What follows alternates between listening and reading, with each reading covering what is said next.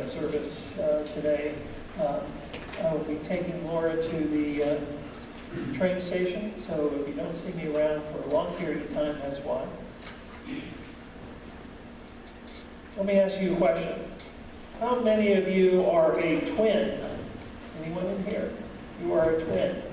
No. How many of you know a twin? We have one? Okay, you know a twin. That's good. That's good. And twins are exactly alike. Is that not true? No. How many of you have siblings? That will include more of you. And you're all alike too, aren't you? No. Some of you have good siblings. Some of them, well, you've told me. So,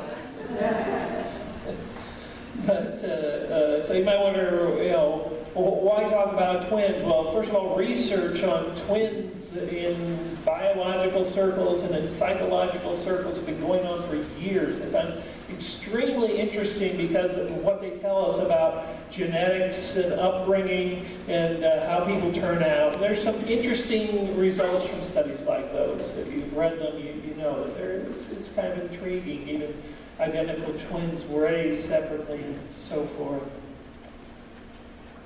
I know a pastor, actually my very best friend, Tom Wright, down in the Dallas area, and he married a twin. In fact, I remember our conversation the very first time that he met. He married identical twins. Well, just one of them. That's just how that works. Okay. And but I remember the first time he met them, and he was going to a wedding and met both of them together. And he came back and said, "JJ, I have this horrible problem." I said, "What's up, Tom?" He said, "Well, I met both of these gals. They're beautiful, and I just don't know which one to pursue." So, being the helpful friend that I am, I said, "Well, which one's prettier?" He looks at me like, "They're identical."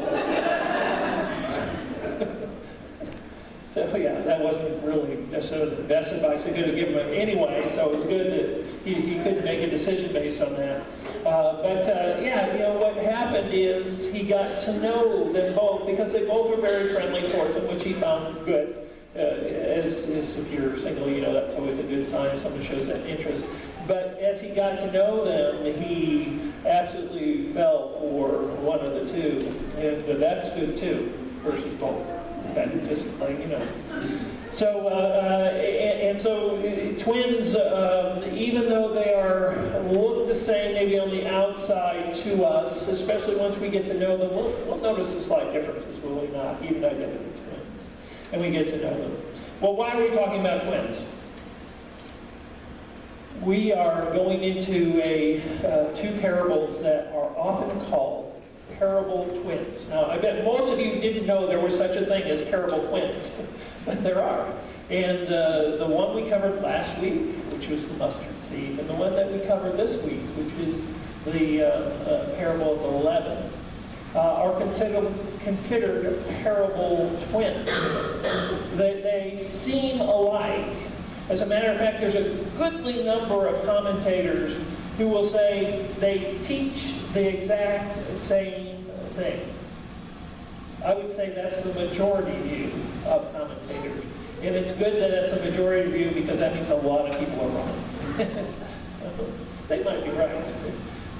But I don't think they're right because of, just like identical twins, we notice things that are different about them. And they do, I believe, teach quite different things. There are at least 5 reasons I will give you quickly of why these things are different. Now, you may remember from last week, and maybe you don't, that one of the major interpretations of that parable of the mustard seed was simply this. Things start small, they grow big. There once was a very small church, but it grew to a very large church. Now we have churches on every corner. Isn't it great? Amen. Now, in America, that actually plays. To the American church, we like the idea of being big and better, and isn't it wonderful that the church is growing large and everything? We don't like the idea of small. But think back on those disciples early on. How would that be an encouragement to know that, hey, I know people are wanting to kill you, But Jesus, here's the word from Jesus that will encourage you. In 2,000 years, we'll be very large. We'll have churches on every corner. How would that encourage those early disciples? It's like, well, maybe they have some American blood in them. They'll think, yes, we'll at least be big. I may be beheaded this weekend, but at least we'll be big at some point. Maybe not. Maybe not. And they'll get to this next one, the parable of the leaven, and they'll say the interpretation is the same as the first. It starts out small, it's kind of hidden, and then it will grow really large. And that's just how the kingdom of God is like. And it seems to fall short. It doesn't, what I call, pass the sniff test. It doesn't make sense that Jesus not only would tell one somewhat useless parable, but then do it twice. To do that twice in a row, giving from tiny acorns, large, I have that backwards, large oaks grow. Large oaks from tiny acorns, whatever, however that goes. That's not much of a parable. And even, I would say, the focus of those parables, even if we took out the size part of it, would still stand on its own without even referencing at that. The structure of the very parables themselves mitigate against that type of interpretation. They're just too different. They're just too different. There's too many details that go unnoticed. So, when we look at the mustard seed, we see that it varies and grows into a tree. Leaven is what? That's yeast, isn't it? As a matter of fact, the translation that was read to you today from the New American Standard, from the New International Version, the NIV, says, it actually uses the word yeast instead of leaven. And probably the reason they use the word yeast instead of leaven in that translation is that we know what yeast is, but we don't know what leaven is. So we'll just go with yeast. I found out this week, because I don't know anything about cooking, but I found out this week that people still use leaven. This is the sourdough, and what the bakers do is when they're making bread, is that they will make this large amount. Then when they're all done, they clean up all the little specks and pieces of the already leavened or yeasted bread, and they save some of it back and keep it for the next batch. And what that sounds kind of gross, doesn't it? Yeah. Laura says, no, you got to refrigerate it and everything. No, they save some of it back. And why? So that they can infect it with more of the same, so that the new batch will have this starting off. And that's exactly how they made bread back then. They used this leaven, the old dough, the sourdough, if you will, to make new bread. So it's a very common illustration. But notice one huge difference. With the mustard seed, you had a seed that became a tree. The seed actually became the tree. And here, the yeast, the leaven. The leaven goes into something else, the flour, the dough, and then there's transformation from within. Transformation from within. And the loaf grows. The loaf grows. I'm going to read that same parable to you. I'm going to do it in a different version. And the reason I'm going to do it in a different version than the NIV that was read to you, it was nice and short, wasn't it? There's hope. But there's hope. Maybe you won't go terribly long today, JJ. It was so fast. It was over in a second. The NIV is even shorter than the New American Standard. And just because, and I love the NIV, don't take this the wrong way, but they try to make it just a little bit clearer, easier to read, and so they kind of go past a few things. He spoke them another parable. The kingdom of heaven is like leaven, which a woman took and hid in 3 pecks of flour until it was all leavened. You may have noticed just a few differences there. One, the nice thing about the NIV is it gave us about 60 pounds, which is about how much there is. Now, how many of you have worked with about 60 pounds of flour? making it to dough. This is considered about the limit that any one woman would be able to make at that time. It'd be a huge amount. It would feed a small army of people. If you can imagine 60 pounds of flour, okay? We're talking the apple butter thing, this was, how many pounds of sugar did we use there? Lots, right? How many went in each pot? Anyone know? Who knows the recipe on that thing? A lot. So, not here. They're not here. Oh, I see. Okay, so much for that. But there was a lot, because I remember seeing all these packs of sugar. Not that we put any sugar in your apple butter. Yours is just without, just because we found very sweet apples. But some of it had sugar in it, just so you know. And so we see that there was, in the NIV told us there's about 60 pounds. In the New American Standard, it uses 3 packs, which is about 60 pounds of flour, turns out. There's 3 things that we pick up from this parable. First, God can do the impossible by His presence. God can do the impossible by His presence. Second, that Christ's indwelling presence is what transforms. It's Christ's indwelling presence that transforms. And third, that God's kingdom is to be present with us, not only to bring us that joy and peace and comfort and protection and nurture that the parable of the mustard seed talked about, but now in the parable of the leaven, to transform us, to equip us to be like Him. Like Him. To become, think about it, to become more like the leaven. Because when you're all done with all of that growth of the bread rising from because of the leaven, you end up with what? More dough that you can use as leaven. Not to put too sharp a point on it, but it's to be like the start of things, which is to be like Christ. See, in this parable, the leaven is a picture of Christ. Christ Himself.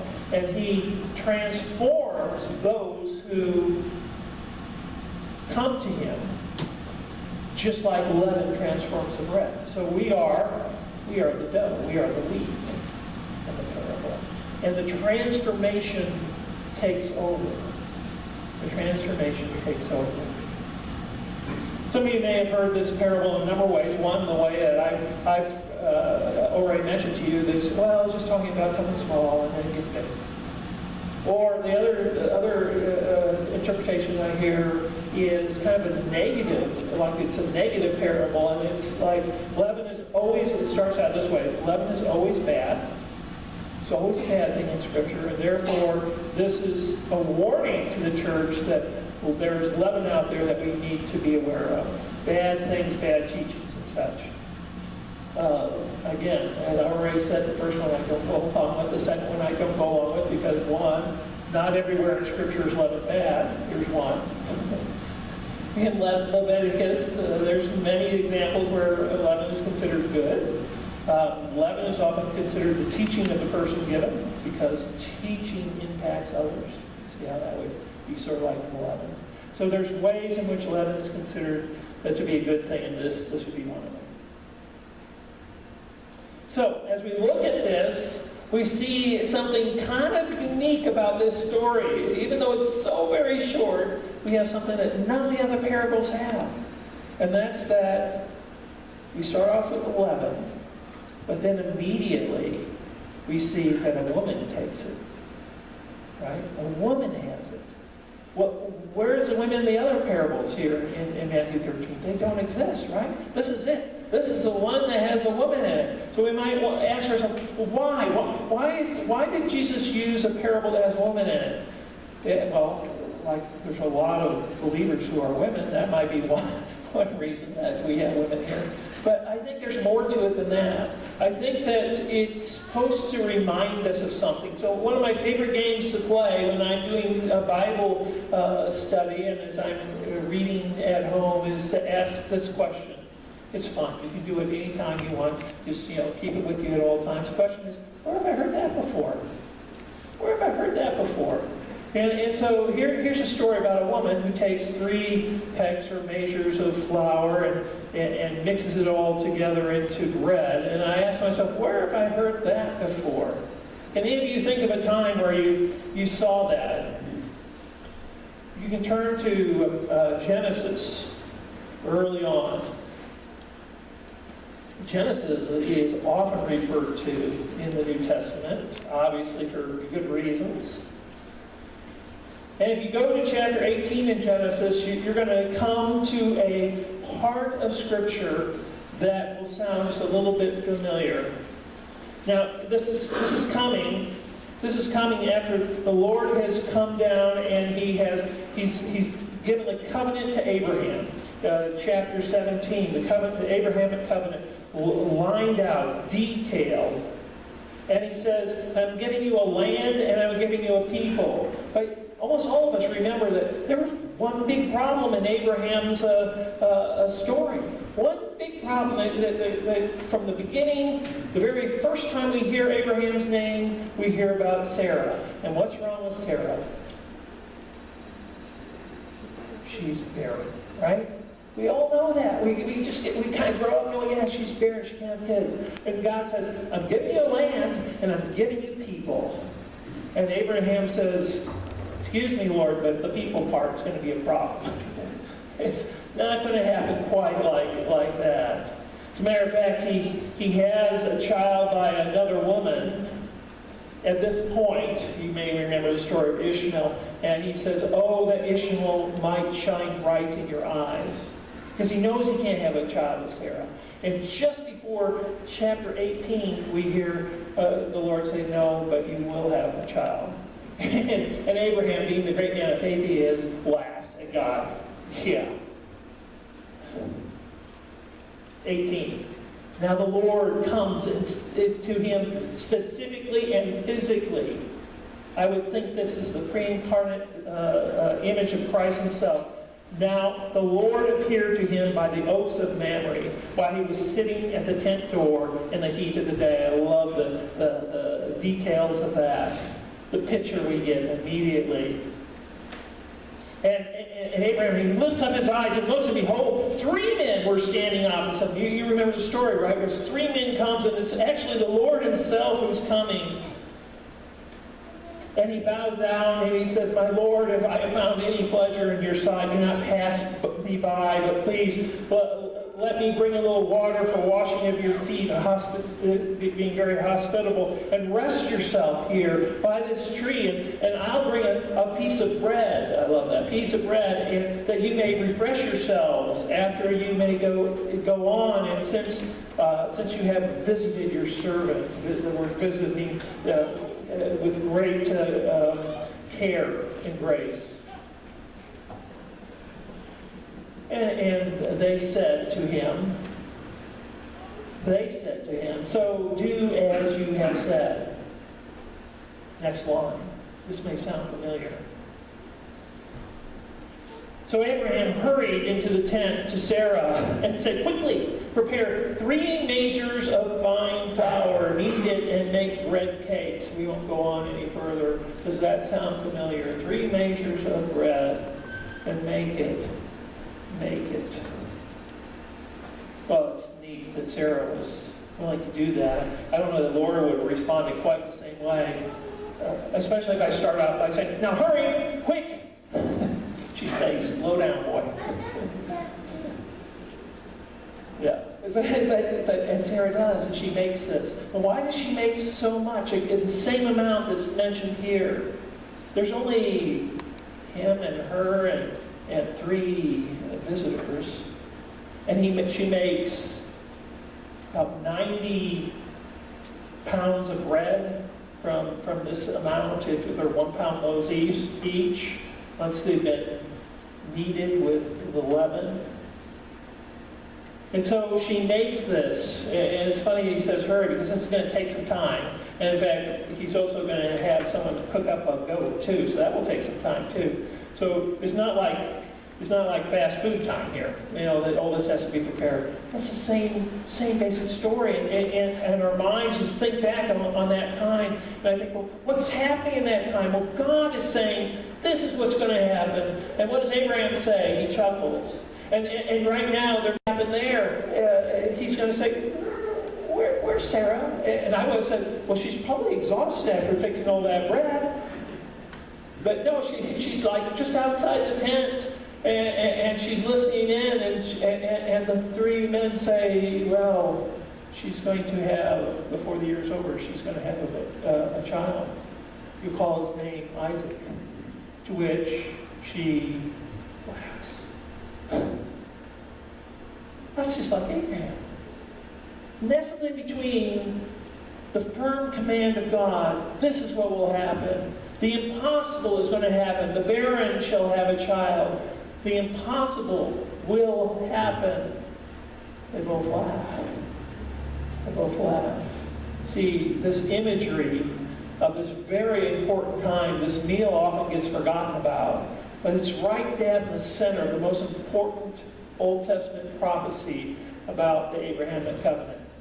That God will do great things. And that is exactly what we're thinking about here. It's because of God's presence that this transformation of the bread is going to happen. God's presence can do the impossible. Can do the impossible.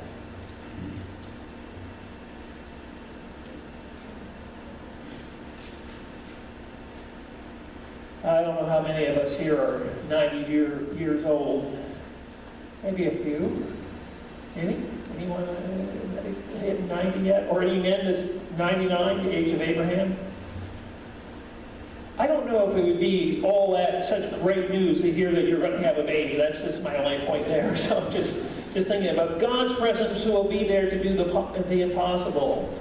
Now, the parable comes back to our mind. The kingdom of heaven is like leaven, which we know from our minds that inside the leaven is that yeast and this organism, that thing that has life in it, is going to grow inside of the bread.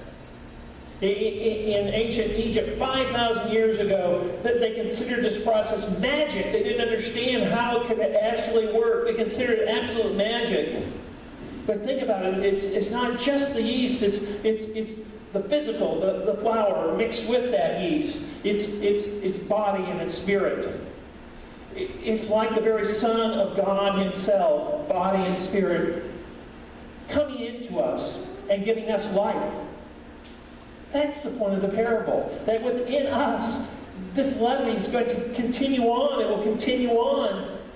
Paul will go on for chapters. If you love Paul, you know how he goes on and on and on. And he'll talk about this transformation that comes from this life within us. And he says, you've been buried with Christ. Why? So that you might live in him. That this life that starts with Christ's death culminates in the new life that we live here and now. But it's the very presence of God that brings about the leavening.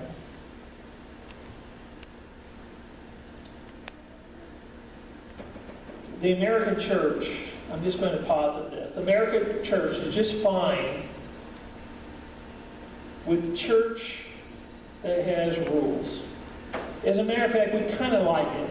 We kind of like the fact that, you know what, there's a right way to think about things, there's a wrong way to think about it. We're happy to embrace them. Of course, as long as I myself don't have to follow the rules. But for other people in general, I'm in favor of them.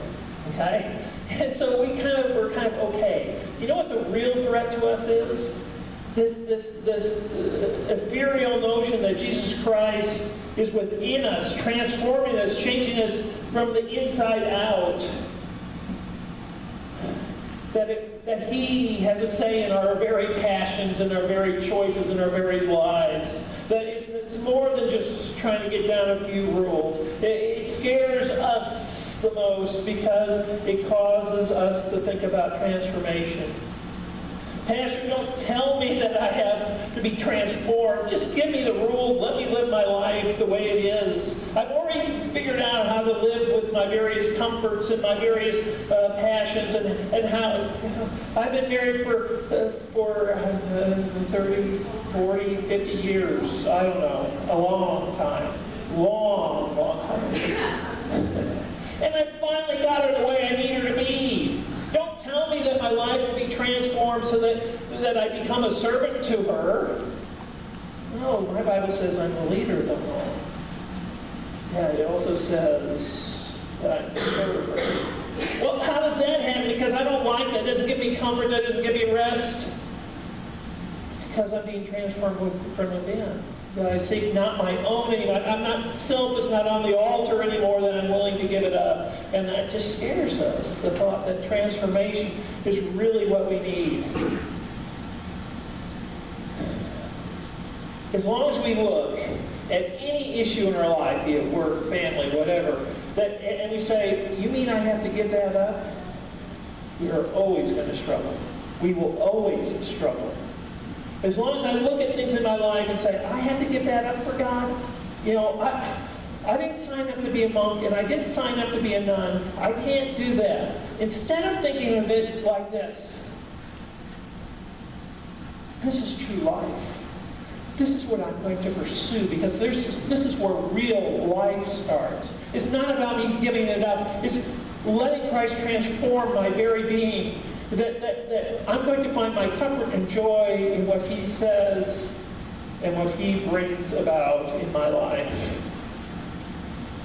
Parable 11, Jesus Christ Himself enters into us, and we into Him, and a new relationship forms. But where? Where does it go? You notice how it ends. You notice how the parable ends. It says, it just is so short. And it says this new life in the bread is happening, and the woman does what? She mixes it together until what? Until it's all leavened. Until it's all leavened. The complete action. He's going to see it to the end. Many commentators pick up on the fact that Jesus Himself is responsible for this. And I think they're right. He's in control of the situation. He's going to see us through to the end. To the fact where we're all living, where our relationship with Christ is so complete, so beautiful, that it's the very image of His Son Himself. That should be an encouragement to us. Where are we at now? Do we see a level of brokenness within us that reaches out for that? Do we see a type of transformation in our life that's beginning to take hold of our lives? Do we even notice, really, my inner sense is actually desiring after that? We're going to close today with a song. And we're going to have Greg and Saber here. I think so, yeah, see her. Yeah, actually we're going to worship together in a song. And it's called Broken Vessels. Now, you're going to know some of this song. I'll let you figure it out as we go. But just think upon the words as we sing it. What do we have that we are giving up? We're but broken vessels. We don't have all this richness of everything, and now we have to give it up. Rather, we're broken people who seek after broken things, and we're seeking newness of life, glory in the Son. And that, I'll give it to Greg.